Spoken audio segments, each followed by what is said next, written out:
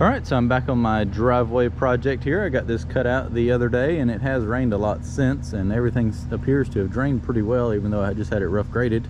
I do have the skid steer now, and what I'm going to be doing today is putting all the stone in here. He's not going to do concrete now, so I'm going to be putting the ABC stone all right here. The owner is going to go get a hammer to knock that framework off from the garages there, so I can go ahead and put stone in there and wrap the driveway around over to the garages. As you can tell, this house is in a hole.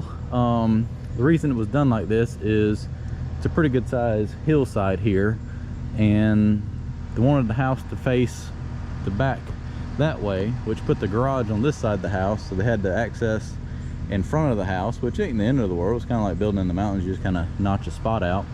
So I kind of created that berm to keep the water from running down the hill and run it around to the back side. As you can see right here, the hillside tapers too much to have turned the house the other way. It would have, especially with the garage, it would have been like 20 feet out of the ground. I know angles are kind of deceiving, slopes on camera, but that taper, oh, you can look at the porch right there. So the front porch, you know, is level with that porch, and that's like 8 feet off the ground over the width of the house. So if you had turned the house the other way, it would have been like 25 feet out of the ground, you know, to keep it level. So that's the reason it was put like this, and this is what we had to do to make the best of it. So let me get on the skid steer and get this graded out. I got stone coming, and I'm gonna scrape that other rock out and put it down here as a base, cover it up with clean ABC stone, and roll it in. So let's get started. So I was able to take all that rock from the construction entrance and spread it down here for a base. And I'm gonna hop on the dozer and dress that berm up a little bit better and go ahead and take the dozer out.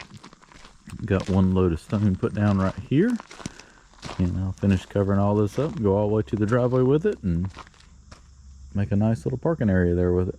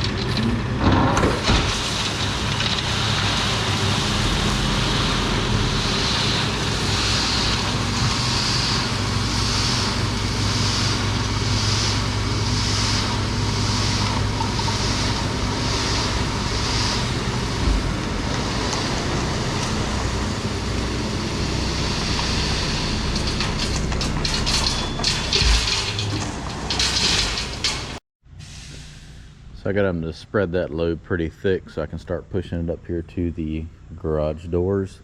And then we'll tailgate. We'll probably need one more load here and then start tailgate spreading the rest down the driveway.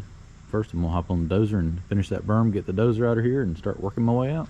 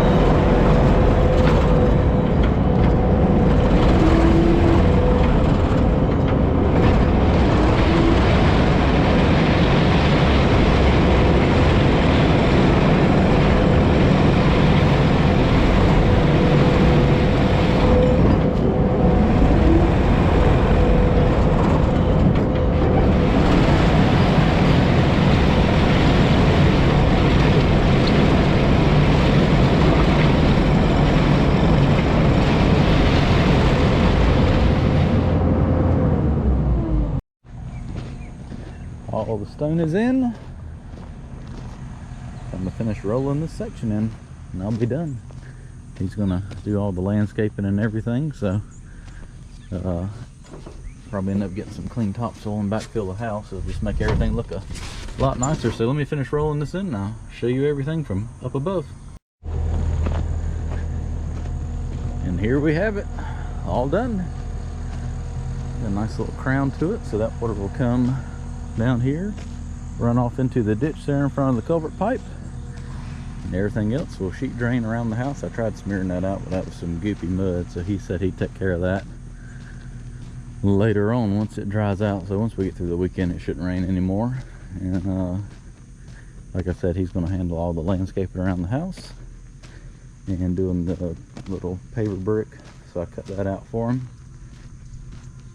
And got the pad here in front of the garage. And he's going to do some sort of brick something over there to the stairs, so I left that a little bit low for that. So that's what it turned out to be. And here it is from up top. So got a nice little driveway coming down into the 3-car garage.